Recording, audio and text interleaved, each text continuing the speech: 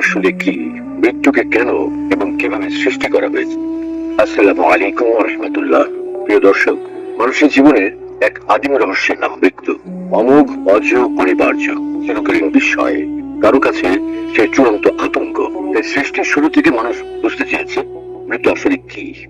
আল্লাহ তাআলা মৃত্যুকে কিভাবে সৃষ্টি করেছেন? মানুষকে তিনি আবাদ করার জন্যই যদি সৃষ্টি করেই থাকেন, তাহলে আবার তাকে মৃত্যু দেন কেন? কেন বা তিনি জীবনের পূর্বে মৃত্যুকে সৃষ্টি করেছেন? সেই আদিকাল থেকে মানুষ এনে বারবার ভেবে এসেছে, কিন্তু এর কোনো উত্তর খুঁজে পেয়েছে কি? আজ আমরা রহস্যপূর্ণ এই বিষয়ে বিস্তারিত আলোচনা করবো ইনশাআল্লাহ। মৃত্যুর পরিচয়। সুপ্রিয় দর্শক, জীবনের চিরসত্যের নাম কিন্তু মৃত্যু। চাইলেও মরতে হবে, না চাইলেও মরতে হবে। মানব জীবনের সব মিথ্যার মধ্যে একটি বিষয় যদি চিরসত্য হয়ে থাকে, তবে সেটা হলো মৃত্যু। আল্লাহ তাআলা পবিত্র কোরআনে ইরশাদ করেছেন, কুল্লু নাফসিন যায়িকাতুল মাউতি সুম্মা ইলাইনা তুরজাউন। প্রত্যেক প্রাণী মরণশীল, অতঃপর তোমরা আমার নিকট ফিরে আসবে। জন্মলাভ করেছি মানে মৃত্যু একদিন আসবেই। এই পৃথিবীতে কোনো প্রাণী অমরত্ব লাভ করতে পারেনি। আল্লাহ তাআলা ইরশাদ করেন, হে নবী, আপনার পূর্বেও আমি কোনো মানুষকে অমরত্ব দান করিনি। আপনার মৃত্যু হলে ওরা কি চিরকাল বেঁচে থাকবে? কিন্তু প্রশ্ন হলো, মৃত্যু মানে কি? আসলে জীবন ও মৃত্যুর পার্থক্য সাদা ও কালোর মধ্যকার পার্থক্যের মতো সরল নয়। কিন্তু মৃত্যুর কোনো একক সংজ্ঞা নেই, এমনকি এই সুনির্দিষ্ট কোনো মুহূর্ত। কখনো কখনো অনেক সরল প্রশ্নের উত্তর দেওয়াটা সবচেয়ে কঠিন। এমনই প্রশ্ন হলো, মৃত্যু কি এবং এটা কখন ঘটে? চিকিৎসকেরা হৃদযন্ত্র, ফুসফুস ও মস্তিষ্কের ক্রিয়াকলাপ সংক্রান্ত কিছু নির্ণায়ক বিবেচনায় নিয়ে রোগীকে মৃত ঘোষণা করেন। তবে কখন সোমাটিক ডেথ বা চূড়ান্ত মৃত্যু ঘটে, তার উত্তর দিতে পারেন না। জীববিজ্ঞানের ভাষায় বলতে গেলে মৃত্যুর কোনো সুনির্দিষ্ট একক মুহূর্ত নেই। মৃত্যুকালে মানুষ ধারাবাহিক ভাবে ছোট ছোট মৃত্যুর ভেতর দিয়ে যায়। আলাদা আলাদা টিস্যু আলাদা আলাদা সময় মারা যায়। 2017 সালে নিউ ইয়র্ক শহরের NYU লন্ডন স্কুল অফ মেডিসিনের critical care and resuscitation research বিভাগের প্রধান স্যাম পারমিয়া এক গবেষণায় দাবি করেন, তাত্ত্বিকভাবে কোনো ব্যক্তিকে মৃত ঘোষণা করা হলেও একেবারে ভুলে যান না তিনি। তার চেতনা নির্দিষ্ট সময় পর্যন্ত সজাগ থাকে এবং তিনি অন্যের কথা শুনতে পান, কিন্তু তার কিছু করার মতো শক্তি বা সামর্থ্য থাকে না। রাসূল সাল্লাল্লাহু আলাইহি ওয়াসাল্লাম ওই একই কথা বলে গেছেন। মৃত্যুর নানা ধরন। রোগীর হৃদযন্ত্র সচল, দেহ উষ্ণ, পাকস্থলীতে পাওয়া যায় গুড়গুড় শব্দ, অন্ত্র খাবার হজম করতে পারে। আবার শরীরের কোনো আঘাত নিরাময়যোগ্য। এমন পরিস্থিতিতে বলাই যায় শরীর সম্পূর্ণরূপে জীবিত। অথচ চিকিৎসা বিজ্ঞানের সর্বসম্মত সংজ্ঞা অনুযায়ী এই রোগে কিন্তু মৃত। একে বলা হয় বিটিং হার্ট ক্যাডাভার বা সচল হৃদস্পন্দনের লাশ।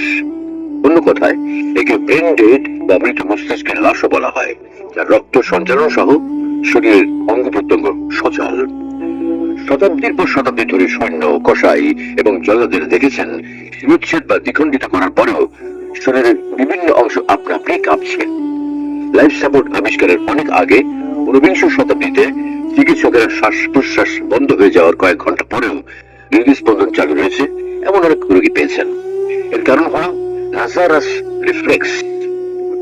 স্বয়ংক্রিয় এই রিফ্লেক্সের কথা প্রথম শোনা যায় 1984 সালে।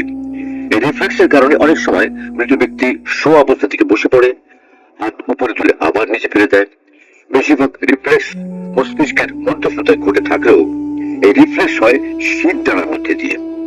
পাশাপাশি জীবন মৃত্যুর ধারাবাহিকতায় কোনো ব্যক্তি মারা যাওয়ার পরেও কয়েকদিন পর্যন্ত ত্বক এবং মস্তিষ্কের স্টেম সেল বেঁচে থাকে।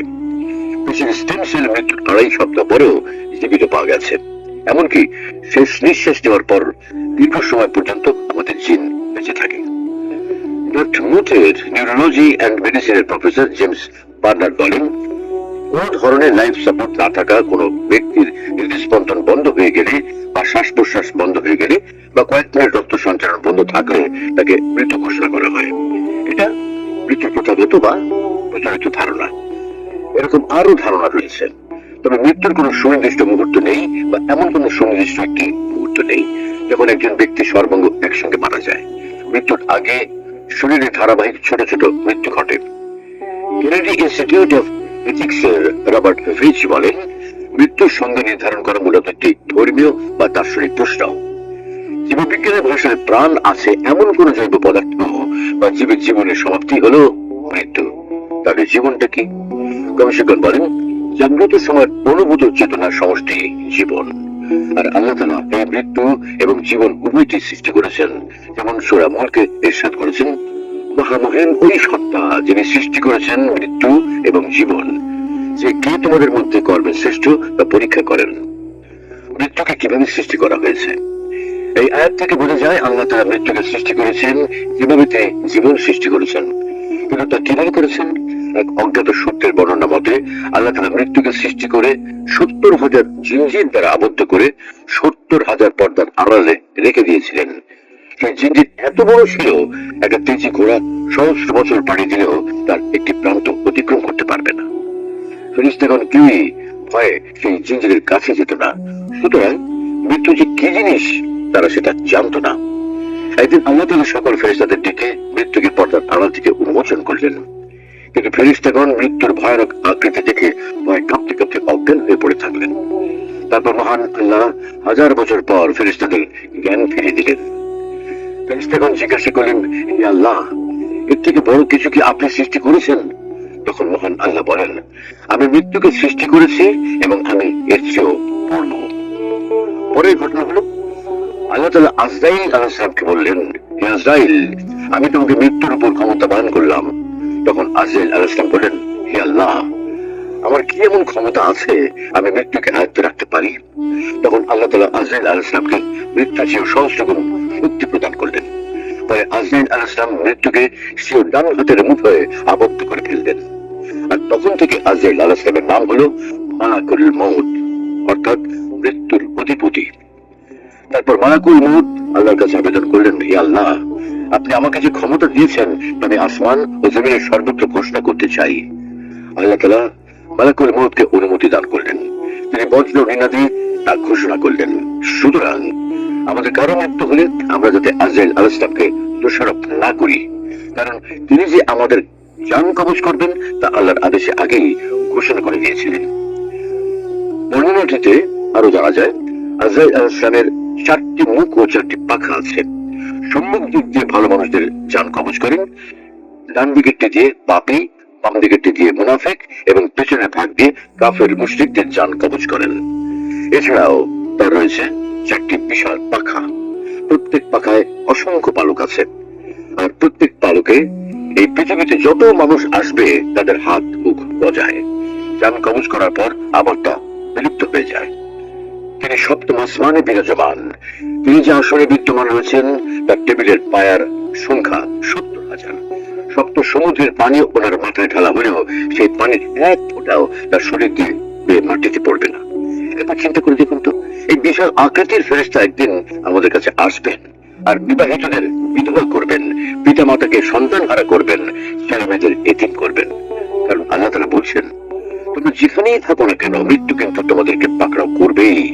যদি তোমরা শরীর দুর্গের ভেতরে অবস্থান করো, তবু মৃত্যুকে কেন সৃষ্টি করা হয়েছে? সুপ্রিয় দর্শক, এতক্ষণ ধরে আমরা জানতে পেরেছি কিভাবে আল্লাহ তাআলা মৃত্যুকে সৃষ্টি করেছেন। তবে প্রশ্ন হলো, জন্মের পর মরতেই যদি হয় তাহলে সৃষ্টি করে হলো কেন? আরো একটি প্রশ্ন হলো, মরে যাওয়া মানে কি শেষ হয়ে যাওয়া নাকি নতুন কোনো কিছু সূচনা? মরে যাওয়া মানে কি হারিয়ে যাওয়া নাকি বেঁচে যাওয়া? দুটার জীবনের সূচনা ঘটা।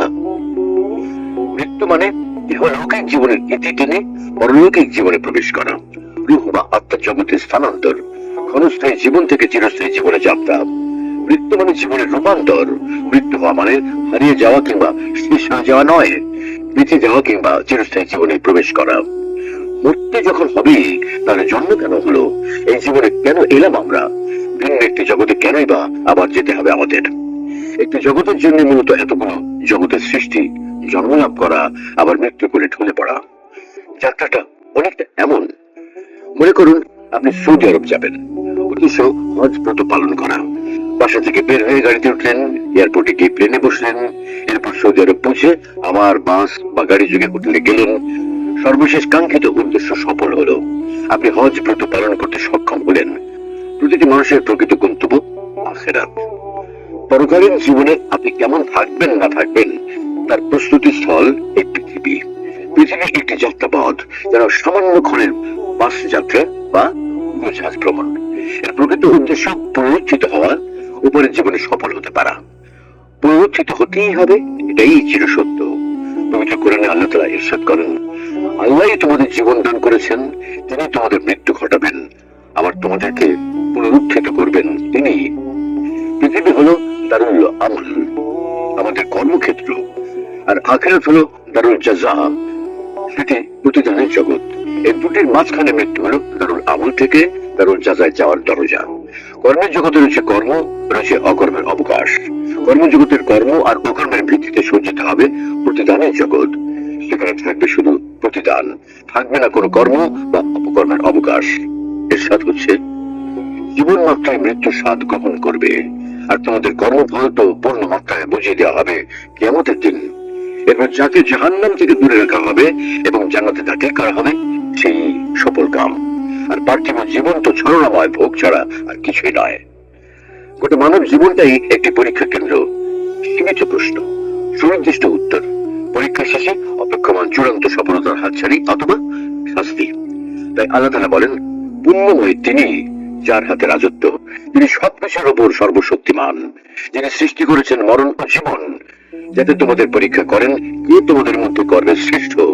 তিনি পরাক্রমশালী, মহা ক্ষমাশীল। সুতরাং প্রকৃত বুদ্ধিমান সেই ব্যক্তি যে পরীক্ষার হলের সময়টুকুকে যথার্থ মূল্যায়ন করে এবং সঠিক উত্তর প্রদানের মাধ্যমে চূড়ান্ত সফলতা অর্জনের সচেষ্ট হয়। রাসূল সাল্লাল্লাহু আলাইহি ওয়াসাল্লাম বলেছেন, বুদ্ধিমান সে যে নিজের হিসাব নেয় এবং মৃত্যুর পরের জীবনের জন্য উপার্জন করে, আর অক্ষম সে যে নিজেকে প্রবৃত্তির অনুগামী করে এবং আল্লাহর প্রতি অনেক প্রত্যাশা পোষণ করে। হযরত ওমর রাদিয়াল্লাহু আনহু বর্ণনা করেছেন, রাসূল সাল্লাল্লাহু আলাইহি ওয়াসাল্লামকে জিজ্ঞাসা করা হলো, হে আল্লাহর রাসূল, সবচেয়ে বুদ্ধিমান লোক কে? তিনি বললেন, যে ব্যক্তি অধিক হারে মৃত্যুকে স্মরণ করে এবং মৃত্যু পরবর্তী জীবনের প্রস্তুতি গ্রহণে ব্যস্ত থাকে। পরীক্ষা কেন্দ্রে বা পরীক্ষার হলে কি কেউ সবসময় থেকে যায়? সেখানে কি থেকে যাওয়া যায়? না, যায় না। পরীক্ষার হল থেকে বেরিয়ে আসতে পারলে মনে হয় বেঁচে গেলাম। আর এই জন্যই ইহজগৎকে কারাগারের সঙ্গে তুলনা করা হয়েছে। রাসূল সাল্লাল্লাহু আলাইহি ওয়াসাল্লাম বলেছেন, দুনিয়া মুমিনের জন্য কারাগার আর কাফেরের জন্য জান্নাত। এর মানে কারাগারে যেমন মানুষ সব সময় থাকে না, থাকতে চায় না, দুনিয়াও মুমিনের সব সময় থাকার স্থান নয়। দুনিয়া হলো কেবলই আখিরাতের প্রস্তুতি গ্রহণ করা এবং প্রকৃত জীবনের পাথেয় তৈরিতে ব্যস্ত থাকা। তাই বলা যায়, আল্লাহ তাআলা যেসব কারণে মৃত্যুকে সৃষ্টি করেছেন তার মধ্যে অন্যতম হলো জীবনে ভারসাম্য রক্ষা। জীবনে ভারসাম্য রক্ষার জন্য মৃত্যু অপরিহার্য। যদি মৃত্যু না থাকতো তাহলে পৃথিবীতে জনসংখ্যা অসীম হারে বৃদ্ধি পেত, ফলে খাদ্য, বাসস্থান, পরিবেশ ইত্যাদি সংকট দেখা দিত। বিচারের সুযোগ। মৃত্যুর মাধ্যমে মানুষ তার কৃতকর্মের জন্য বিচারের সম্মুখীন হবে, ভালো কাজের জন্য পুরস্কৃত এবং মন্দ কাজের জন্য শাস্তি পাবে। পরীক্ষার সুযোগ। মৃত্যুর মাধ্যমে মানুষ তার ঈমান, তাকওয়া, ধৈর্য, সহনশীলতা ইত্যাদি গুণাবলী পরীক্ষা করার সুযোগ পাবে। নতুন সৃষ্টির সুযোগ।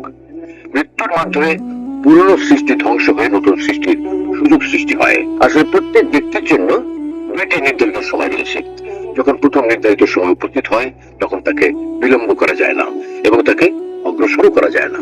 তাই আমরা কায়মনে বাক্যে প্রার্থনা করি, আল্লাহ রাব্বুল আলামিন আমাদের সকলকে জীবন ও মৃত্যু সৃষ্টির উদ্দেশ্য সঠিকভাবে অনুধাবন করে দ্বিতীয় নির্ধারিত সময়ের জন্য যথাযথভাবে প্রস্তুত হওয়ার তৌফিক দান করুন। আমিন।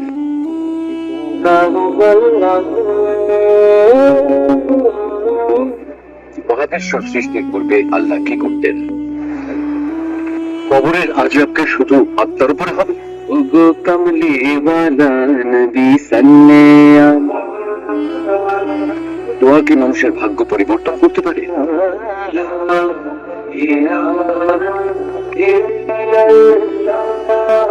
কোরআন ও হাদিসের আলোকে জীবন গড়ুন, ইসলাম এন্ড লাইফের সাথেই থাকুন।